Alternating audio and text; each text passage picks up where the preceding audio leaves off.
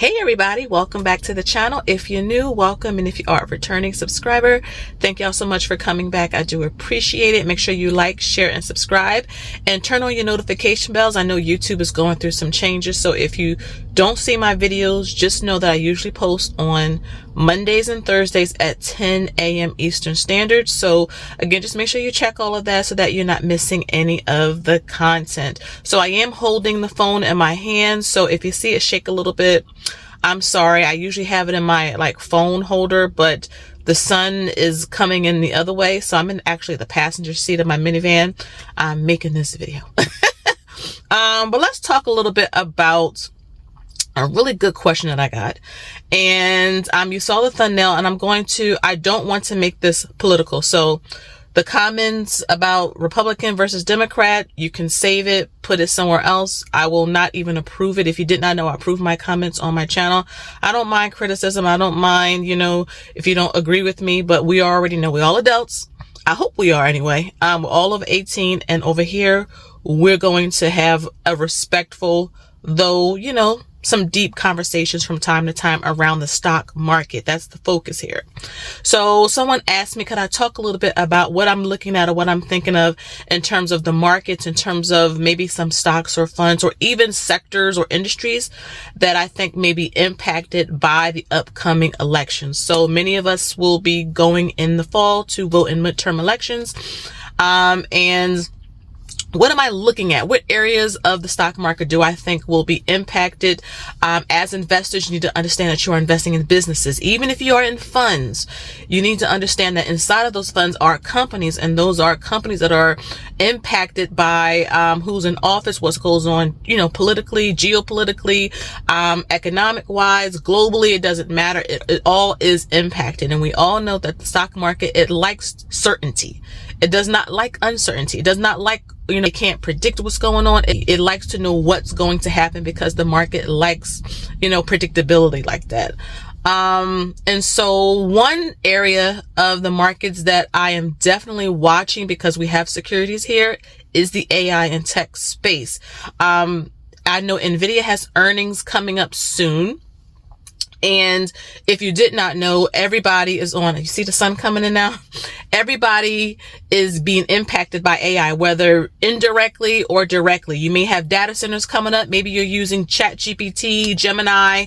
Oh my goodness, I can't think of some of the other ones, but you know what I'm talking about. A lot of these programs now, a lot of people are getting laid off because of AI. A lot of people are getting jobs because of AI. We just don't know. And so it is an area of the market that I think everyone should be, if you are in some type of AI stock or AI fund, anything with like chips, memory, processing, anything like that, you should definitely be paying attention to what's going on. I think I'm just having a conversation. I can see the sun is messing things up, but we family, it's okay. You can see me. I think another industry or area of the markets that I will be looking at is energy and defense. I mean, we are in a conflict right now. And I mean, I think I was probably obsessing a little bit too much over it, constantly watching the news, thinking things would kind of come to an end, and when it looked like it wouldn't. And so I don't want my investing to be based off of emotion, right? That's one of the harder things when you are an investor. You got to leave emotion outside of it, and you got to look at the business or the fund or the sector that you are in.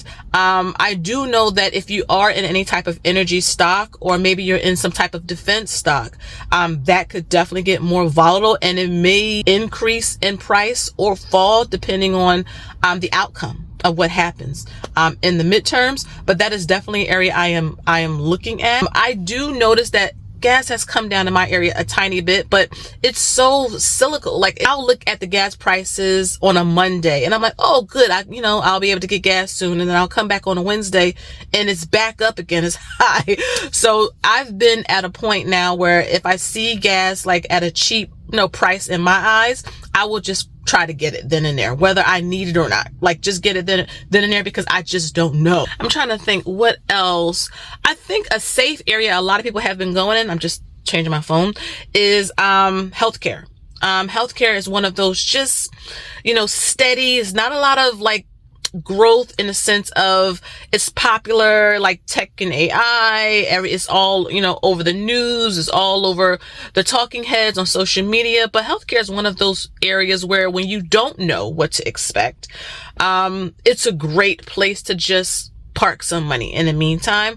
I think another area is consumer staples. So I'm talking about like your Walmarts, and though they are impacted by AI, and energy and defense and the tariffs and all of that, if you're looking for like a safer place to park some money, Coca-Cola is one of those. Again, not financial advice. I'm just telling you guys what we own and our thinking over the last 12 years that's helped us to kind of stick with our goals and still see some growth and just consistency win elections. Because we've been through a couple of elections and a couple of midterms in the last 12 years. My husband and I, we've been able to kind of get through it, just sticking with our strategy. But yeah, like just some safer, I even like Amazon a whole lot, and Amazon can really cover several sectors of the market, to be honest. But chiefly because they have a strong consumer base. I mean, I see Amazon trucks in my neighborhood multiple times a day. When we were on vacation in Florida, we saw Amazon all the time. So especially with the holidays coming up now, I know people have been pulling back on spending, and of course with the midterms and how that outcomes, we don't know, but I do know that when most people do spend, one of the first places, and this is like something that's been statistically studied, one of the first places that not just Americans, but people in general across Canada, Mexico, Europe, and other countries, they go to Amazon. They go to some type of online marketplace. I can tell you what I'm not, and it's not like I'm buying anything new right now, but what I'm not going to be buying is anything in the auto industry. Now, the Tesla that we did buy was several years ago. I have not bought any Tesla in many years, but we caught on it early before all the splits and things like that. And to me, Tesla is more than just an auto company. It's definitely in the tech space, but I would not be looking to buy like Ford or anything like that. I mean, sure, it could probably rebound and recover and the company could do great, but anything in the auto industry, I'm not really looking at, to be honest. Communications, not really. I'm trying to think. I like the sectors that I told you about at the beginning of the video. That's what I'm really focused on. AI, tech, energy, defense. Those are I think the big ones. In terms of safety, that's why I love SCHD, because it has a lot of like blue chip safe companies in it. So that's why I like it so much. It's a great, just non-volatile, good foundational fund. Great addition. Again, I can't tell you what to buy. I'm just sharing with you, and go back and watch my video so that you can actually see the positions, and get more details into why we like it so much. It's because when uncertainty or volatility or anything comes up the pike and you really don't know what to do, because sometimes as an investor, you just don't know what to do. You don't know which area you want to go down. Do you want to just stick to funds?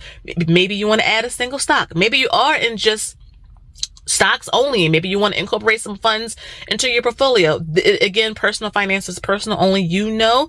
But when you don't know, I think just keeping it safe and simple while you can continue to invest, while you continue to research, while you continue to build up your investing muscles, right? Because you need some muscles going into volatility. You really need them.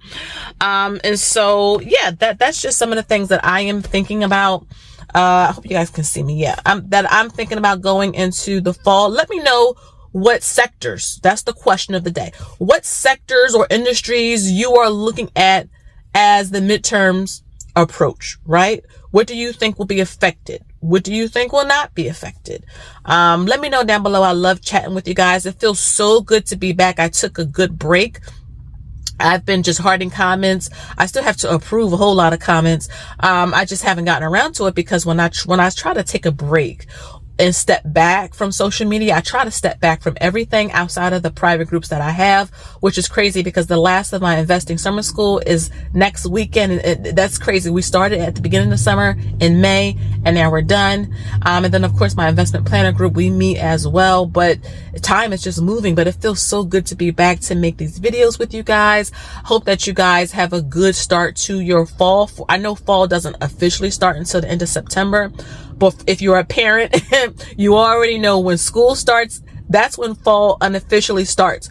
For us, we are back in routines. There's a lot of traffic. You're trying to get the kids up and out. You're trying to get out dinner, all of that type of stuff. And same thing with the videos. But to be honest, underneath, I really love it. I'm a big routine person. I love systems. I love being organized. And so the summer has been a blast. Lots of fun. Been to Epic and different places. But it feels good to be back in routine and, you know, the cooler weather that's coming and pumpkin season and all of that. And of course, Christmas after that. So again, guys, thank you so much for your support. Make sure your bell notifications are on. Make sure you subscribe, like, share. And until next time, y'all already know, I'll see you in my next video.